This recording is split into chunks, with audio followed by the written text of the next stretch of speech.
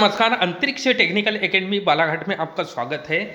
आज हम अर्थिंग से संबंधित बहुत सारे जो क्वेश्चन हैं, मतलब ये है कि आईएमपी क्वेश्चन है जो ज़्यादातर एग्जाम में पूछे जाते हैं, जो आपके रिसेंटली अभी जो मतलब ये है कि एग्ज़ाम आने वाली है, और वो जो एग्ज़ाम है उसकी तैयारी के लिए हम जैसे कि एग्ज़ाम कोई भी हो सकती है, आपकी टीओ में भी इसके प्रश्न आ सकते हैं, और लाइन अटेंडेंट की एग्ज़ाम जो मध्य प्रदेश बिजली विभाग में लाइन अटेंडेंट की जो पोस्ट होती है उसमें भी आ सकते हैं, और टेस्टिंग असिस्टेंट की जो एग्ज़ाम होती है उसमें भी आने की संभावना रहती है। और प्रैक्टिकली क्वेश्चन है, ज़्यादातर जो क्वेश्चन हैं वो प्रैक्टिकली आजकल पूछे जा रहे हैं, और प्रैक्टिकली क्वेश्चन जो हैं वो बहुत ही लॉजिकल क्वेश्चन होते हैं, और उन लॉजिकल क्वेश्चन को कैसे मतलब ये है कि सॉल्व करेंगे और वो देखते हैं। सबसे पहले क्वेश्चन है, अर्थिंग का मुख्य उद्देश्य क्या है, यानी मेन जो ऑब्जेक्ट की बात कर रहा है, उद्देश्य क्या है, ये किस लिए अर्थिंग किया जाता है, ये क्वेश्चन ज़्यादातर मतलब ये है कि एग्जाम में पूछा जाता है। ठीक है, कि अर्थिंग का मेन उद्देश्य क्या है। तो पहला ऑप्शन यहाँ पे दे रखा है, विद्युत ऊर्जा को बढ़ाना। पहला ऑप्शन क्या है, विद्युत ऊर्जा को बढ़ाना। दूसरा ऑप्शन है उपकरण को आकर्षक बनाना। तीसरा ऑप्शन है मानव और उपकरण को लीकेज करंट से सुरक्षा प्रदान करना। और चौथा ऑप्शन है सर्किट में वोल्टेज कम करना। अब हम सबसे पहले क्या होता है, चार ऑप्शन देते हैं, मिलते जुलते ऑप्शन, लॉजिकल ऑप्शन होते हैं, जो सेम ऐसा लगता है कि हम मतलब ये कि ये भी कर लेंगे, ये भी सही है, ये भी सही है, यानी हमको लगता है कि सभी सही है, लेकिन ऐसा नहीं होता।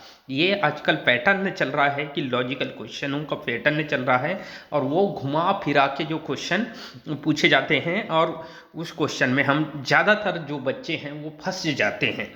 तो अर्थिंग का मेन उद्देश्य क्या होता है कि मानव की सुरक्षा के लिए रहता है, और उपकरण की सुरक्षा, यानी यदि उपकरण, बहुत सारे उपकरण हो सकते हैं, जैसे कि मान लो mixie, geyser, freezer, refrigerator, computers, और बहुत सारे उपकरण होते हैं, उनकी सुरक्षा के लिए भी इस्तेमाल किया जाता है अर्थिंग। और मानव की सुरक्षा, यदि मानव की सुरक्षा के लिए अर्थिंग किया जाता है तो बहुत ही अच्छा होता है। यदि किसी मशीन में कोई धात्विक बॉडी वाली मशीन होती है, और उसमें धातु की पूरी बॉडी होती है, और उस बॉडी में अगर लीकेज करेंट कहीं अगर पहुंच जाती है और मनुष्य उस करेंट को छू देता है तो शॉक लगने का खतरा होता है। तो इसका जो राइट आंसर हो जाता है वो मानव इसका राइट आंसर क्या हो जाता है, मानव और उपकरण की को लीकेज करंट से सुरक्षा प्रदान करना। दूसरा क्वेश्चन देखते हैं हम। दूसरा क्वेश्चन आपके लिए है स्क्रीन पे, एक अच्छे अर्थिंग सिस्टम का अर्थ प्रतिरोध कितना होना चाहिए। एक अच्छे गुड अर्थिंग सिस्टम मतलब होता है क्या, कि जो भी मतलब ये है कि जो भी वायरिंग का इंस्टॉलेशन किया जाता है तो वो पूरा अर्थिंग से कनेक्टेड होता है। या कोई इंडस्ट्री होती है, इंडस्ट्री के पूरे जितने भी सिस्टम होते हैं, पूरा इलेक्ट्रिसिटी सिस्टम होता है, वो सीधा क्या होगा, अर्थ से कनेक्ट करना होता है, ताकि लीकेज करंट वहाँ पे फ्लो ना हो। इसके लिए अर्थ का प्रतिरोध कितना होना चाहिए। पहला ऑप्शन है 100 ओम से अधिक। दूसरा ऑप्शन है 50 ओम से अधिक। तीसरा ऑप्शन है 10 ओम से अधिक, और चौथा ऑप्शन है कम, आदर्श रूप से 1 ओम से भी कम। ठीक है, तो चार ऑप्शन हैं आपको दिए हैं। तो गुड अर्थिंग यानी अच्छे अर्थिंग की बात करते हैं, जब भी अगर हम अच्छे अर्थिंग की बात करते हैं तो रेजिस्टेंस बहुत ही लो होना चाहिए, कम होना चाहिए। ठीक है, इसका तो लास्ट आंसर जो है डी वाला ये सही हो जाएगा।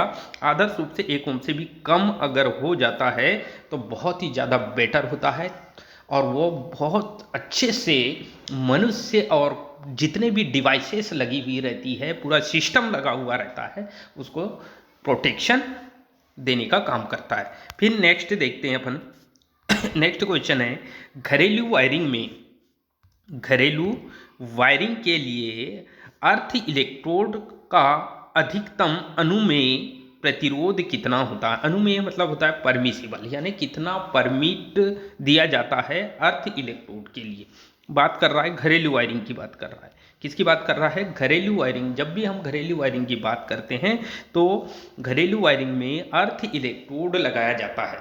अर्थ इलेक्ट्रोड क्या होता है? तो अर्थ का जो अर्थ का इलेक्ट्रोड होता है उसका प्रतिरोध कितना होता है। तो पहला ऑप्शन दिया है 10 ओम, दूसरा ऑप्शन है 5 ओम, तीसरा ऑप्शन है 1 ओम और चौथा ऑप्शन है 0.5 ओम। तो इसके लिए जो है वो 1 ओम राइट आंसर हो जाता है इसका। ठीक है, फिर नेक्स्ट क्वेश्चन है पावर स्टेशन के लिए अर्थ प्रतिरोध का अनुमेय मान कितना होना चाहिए।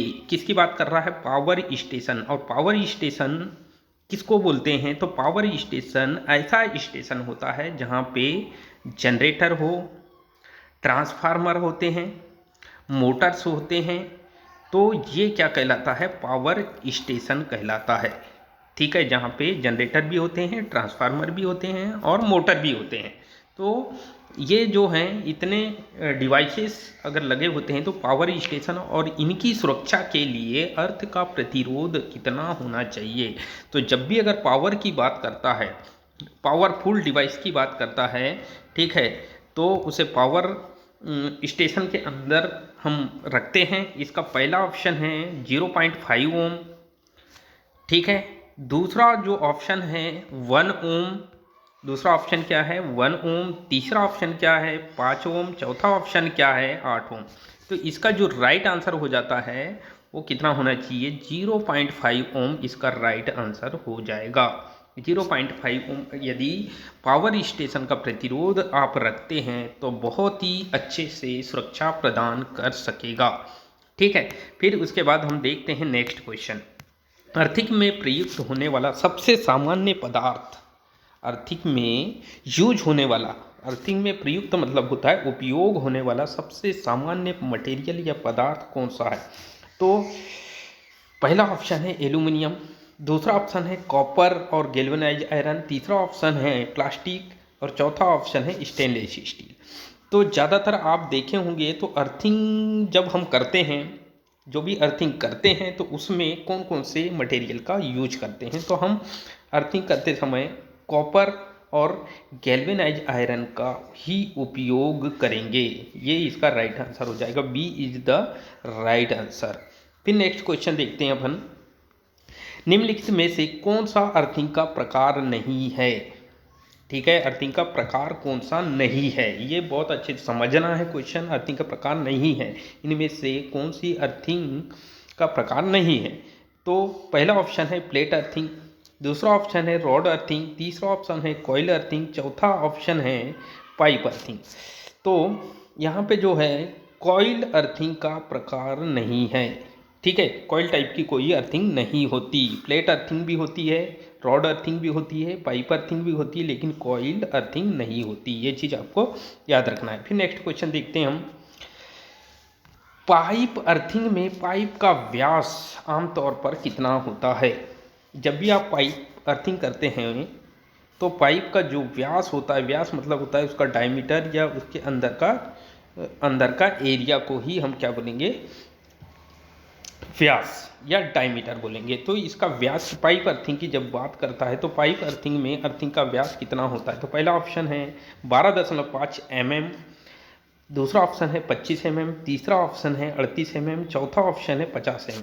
तो इसका जो राइट आंसर हो जाता है वो कितना हो जाता है? 38 mm पाइप का उपयोग करेंगे हम।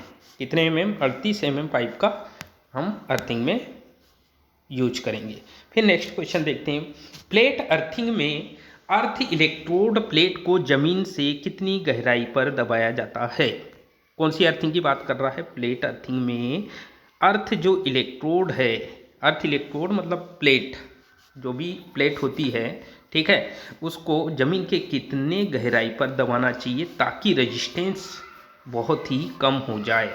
ठीक है, ये चीज़ याद रखना है। तो हम जब प्लेट अर्थिंग की बात करते हैं तो प्लेट की जो लंबाई और चौड़ाई और उसकी मोटाई, ये चीज़ आपको याद रखना है। तो ज़्यादातर आप कॉपर की प्लेट देखते हैं। किसकी प्लेट देखते हैं? कॉपर की। जब भी हम प्लेट देखते हैं तो इसका जो लंबाई होती है वो कितनी होती है? 60 mm होगी। ठीक है, चौड़ाई कितनी होगी? तो इसकी हो जाएगी चौड़ाई 60 mm हो जाएगी। और इसकी जो मोटाई थिकनेस बोला जाता है मोटाई, तो इसकी मोटाई होती है 3.15 mm। ठीक है, 3.15 mm इसकी मोटाई हो जाती है। तो इसके लिए अर्थिंग जो इलेक्ट्रोड जमीन पे कितनी गहराई की बात कर रहा है, किसकी बात कर रहा है, कितनी गहराई की, तो 1 मीटर से कम, दूसरा है 2 मीटर, तीसरा है 3 मीटर से अधिक और चौथा है 10 मीटर। तो इसका राइट आंसर हो जाता है 3 मीटर से अधिक की गहराई पर हम इस इलेक्ट्रोड को दबाया जाता है। फिर नेक्स्ट क्वेश्चन देखते हैं हम। अर्थ इलेक्ट्रोड के चारों ओर नमक और चारकोल, ठीक है, ध्यान रखना है, नमक मतलब साल्ट, चारकोल मतलब होता है कोयला, का मिश्रण क्यों डाला जाता है। अर्थ इलेक्ट्रोड के चारों ओर, यानी जो भी अर्थ इलेक्ट्रोड होता है उसके चारों ओर नमक और इसका जो मिश्रण है क्यों डालते हैं। तो इसका पहला ऑप्शन है इलेक्ट्रोड को जंग से बचाने के लिए, दूसरा है मिट्टी की नमी बनाए रखना और अर्थ प्रतिरोध को कम करने के लिए, तीसरा ऑप्शन है जमीन को सजाने के लिए, चौथा ऑप्शन है लीकेज करंट को बढ़ाने के लिए। तो आपको ध्यान में ये देना है कि जब भी हम अर्थ के चारों ओर नमक और साल्ट लगाने का मतलब ये होता है कि नमक जब डालेंगे कहीं पे भी, जो ऐसे गड़े वाला जो नमक होता है, ठीक है, वो जो नमक हम किसी जगह में आप डालोगे तो वो नमी क्रिएट करता है, नमी बनाने के लिए बहुत अच्छा माना जाता है। तो और कोयला इसलिए डाला जाता है कि कोयले में नमक की नमी एब्जॉर्ब होती है और वो लंबे समय तक के गीला हुआ रहता है, इसलिए हम कोयले का यूज करते हैं। तो इसलिए क्या होगा, ध्यान रखना है, मिट्टी में नमी बनाए रखना और प्रतिरोध को कम करने के लिए। तो यही इसका राइट आंसर हो जाएगा, B is the right answer. फिर नेक्स्ट क्वेश्चन देखते हैं हम। यदि मिट्टी सूखी हो तो अर्थ प्रतिरोध पर क्या प्रभाव पड़ेगा। यदि मिट्टी सूख गई है, यदि आप ध्यान देते हैं कि कहीं पे भी मिट्टी अगर सूख जाती है तो अर्थ प्रतिरोध, ध्यान देना, गर्मियों के दिन में जब वोल्टेज लो आने का मेन कारण होता है कि अर्थिंग का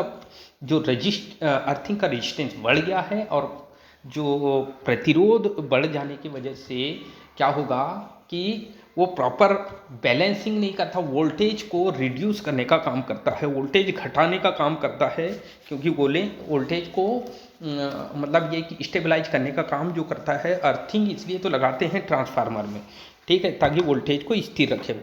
तो यदि मिट्टी सूखी हो तो अर्थ प्रतिरोध पर क्या प्रभाव, यह कम हो जाएगा, दूसरा ऑप्शन है यह शून्य हो जाएगा, तीसरा ऑप्शन है यह बढ़ जाएगा, कोई प्रभाव नहीं होगा।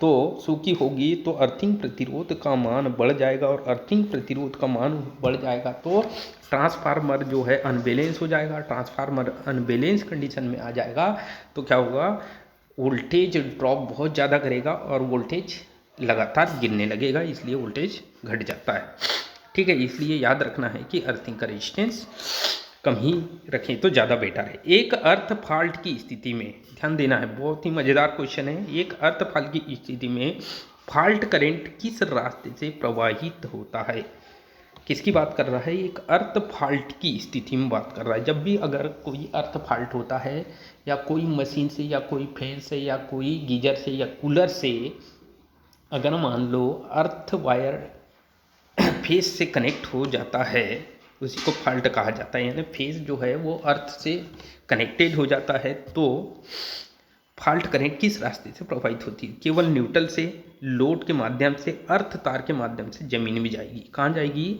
अर्थ तार के माध्यम से जमीन में, अगर आपने अर्थिंग किए हो तो अर्थ तार के माध्यम से जमीन में चले जाएगी। फिर नेक्स्ट क्वेश्चन है इंडियन इलेक्ट्रिसिटी रूल के अनुसार अर्थिंग इलेक्ट्रोड के कनेक्शन के लिए किस रंग का तार, अर्थिंग के लिए किस तार का उपयोग। पहला ऑप्शन है लाल, दूसरा ऑप्शन है काला, तीसरा ऑप्शन है नीला, चौथा ऑप्शन है हरा। तो हरे रंग का उपयोग करना ही अनिवार्य होता है, ये इंडियन इलेक्ट्रिकल रूल है। फिर नेक्स्ट क्वेश्चन हम देखते हैं।